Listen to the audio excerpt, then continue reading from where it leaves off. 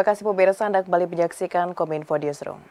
Presiden Joko Widodo kembali berbicara mengenai kepemimpinan nasional yang kuat. Presiden menekankan kepemimpinan kuat itu dibutuhkan untuk menghadapi Indonesia emas dan mengantisipasi beragam tantangan ke depan. Hal tersebut disampaikan Presiden saat Rakernas LDII di Jakarta. Presiden Republik Indonesia Joko Widodo dalam sambutannya pada acara peresmian pembukaan Rapat Kerja Nasional Lembaga Dakwah Islam Indonesia menegaskan bahwa Indonesia membutuhkan sosok pemimpin yang memiliki karakter kuat untuk mencapai visi Indonesia maju pada 2045. Presiden menilai Indonesia dapat mewujudkan mimpi tersebut apabila mendapat pemimpin yang tepat, khususnya dalam 3 periode kepemimpinan ke depan, yakni pada 2024, 2029, 2034. Karakternya memang harus semangat, karena yang kita hadapi adalah tantangan. Oleh sebab itu sering saya sampaikan, 2024, 2029, 2034 ini adalah momentum yang sangat menentukan Indonesia bisa melompat maju atau tidak. Sehingga dibutuhkan kepemimpinan nasional yang kuat, persatuan yang kuat, kekompakan yang kuat. Di kesempatan tersebut, Presiden juga menjelaskan Indonesia ke depan akan menghadapi banyak tantangan, khususnya faktor eksternal atau global yang semakin banyak, mulai dari ketidakpastian ekonomi global, perubahan iklim, hingga peperangan.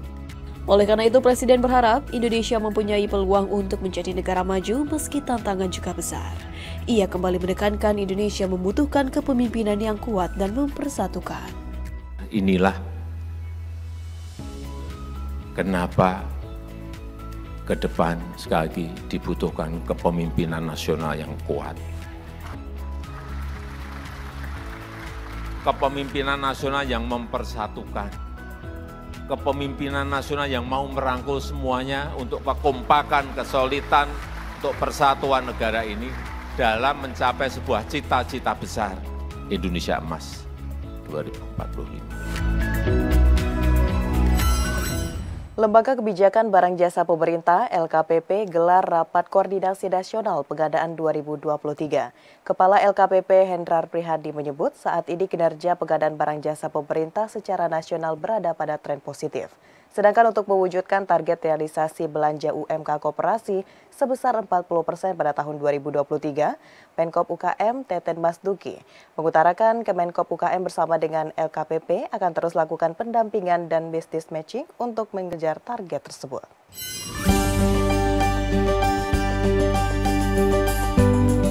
Lembaga Kebijakan Barang Jasa Pemerintah LKPP mengadakan Rakornas Pengadaan 2023 yang berlokasi di Hotel Bidakara, Jakarta.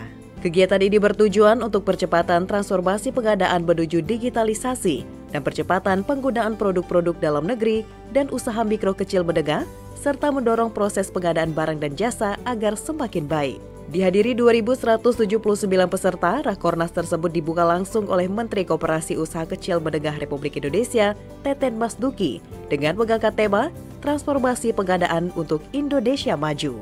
Kepala LKPP Hendrar Prihadi menyebutkan saat ini kinerja pengadaan barang jasa pemerintah atau PBJP secara nasional berada pada tren positif dan tentunya hal ini sejalan dengan upaya pemerintah dalam memperkuat komitmen bersama untuk mewujudkan proses PBJP yang semakin tepat, bermanfaat, dan berdampak pada kemajuan bangsa. Di mana saat ini kinerja pengadaan barang jasa pemerintah secara nasional berada pada tren positif yang harus kita jaga dan kita tingkatkan bersama. Saya berterima kasih upaya-upaya yang terus dilakukan bersama-sama ini dari mulai daerah, kementerian, lembaga, membuahkan hasil yang semakin hari semakin baik. Tren positif tersebut diantaranya adalah pertama, realisasi produk dalam negeri pada tahun 2022 tercatat di angka 76%. Bersama-sama kita di tahun anggaran 2023 sampai dengan tanggal 27 Oktober, produksi dalam negeri realisasinya sudah mencapai 90%. Kemudian keterpihakan di dalam pengadaan barang jasa untuk UMKK atau usaha mikro kecil koperasi, di mana tahun 2022 tercatat angka 36,1%. Dan alhamdulillah di tanggal 27 Oktober tahun 2023 sudah realisasinya 37,6%. Realisasi belanja produk dalam negeri hingga Oktober 2023 sudah mencapai 90,0%. Sedangkan realisasi belanja UMK Koperasi per tanggal 27 Oktober 2023 mencapai 37,6%.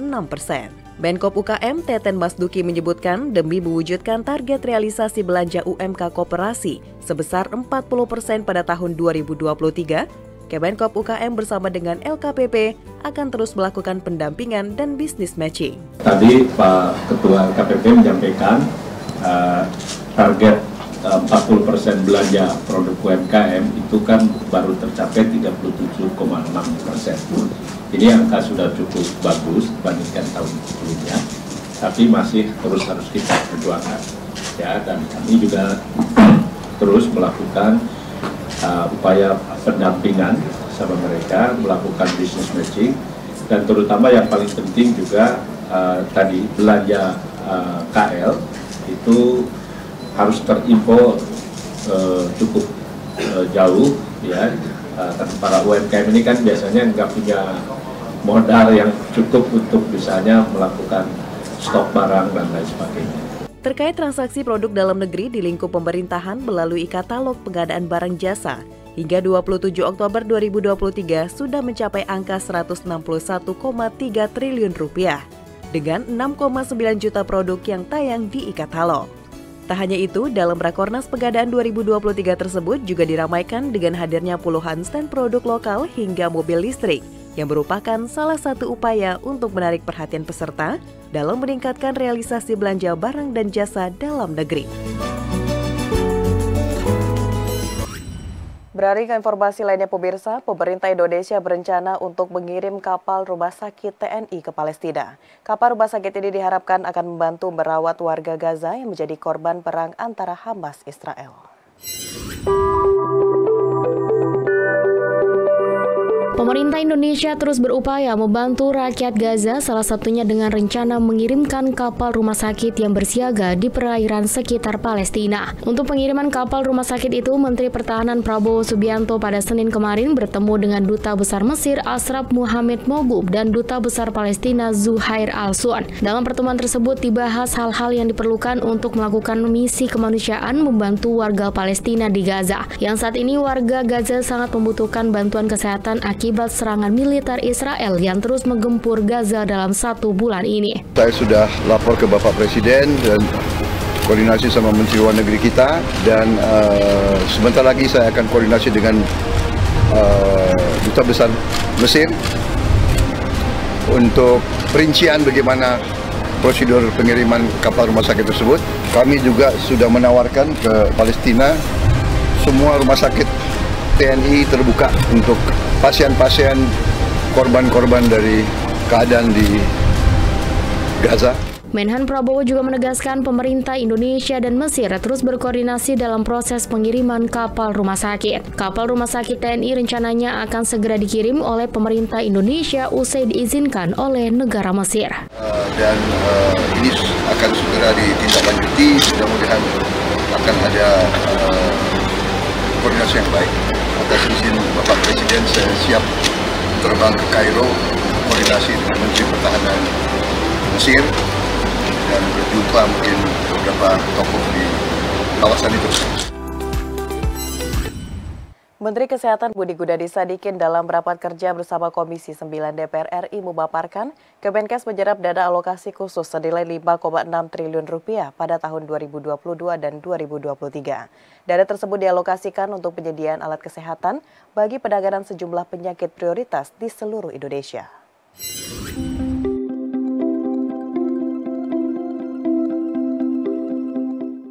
Kementerian Kesehatan Republik Indonesia menyerap dana alokasi khusus senilai 5,6 triliun rupiah pada 2022 dan 2023 untuk penyediaan alat kesehatan bagi penanganan sejumlah penyakit prioritas.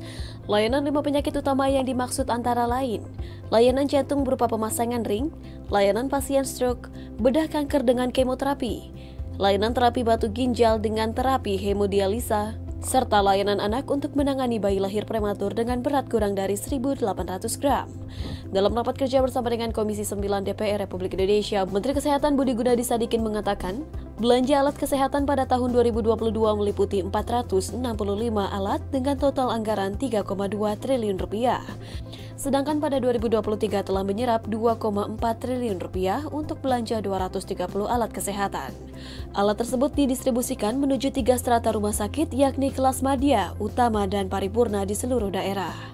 Dana ini juga diserap untuk belanja alat kesehatan yang berkaitan dengan radioterapi seperti mamografi, cath lab, magnetic resonance imaging, dan Linex. Ini adalah set dari alat-alat dan spesialis yang dibutuhkan untuk masing-masing penyakit dan juga untuk masing-masing kelas rumah sakit.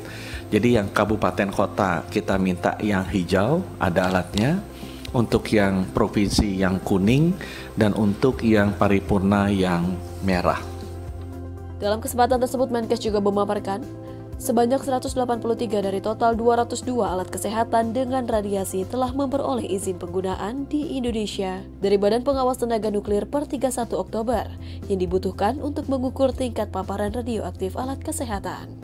Kedepannya, Kemenkes juga tengah berupaya meningkatkan komunikasi dengan Bapeten untuk mempercepat pemberian izin penggunaan alat kesehatan berradiasi guna memenuhi layanan kesehatan prioritas di seluruh RSUD di Indonesia. Pemirsa, usai jeda pariwara, kami akan kembali dengan informasi lainnya. Tetaplah bersama Kominfo Newsroom.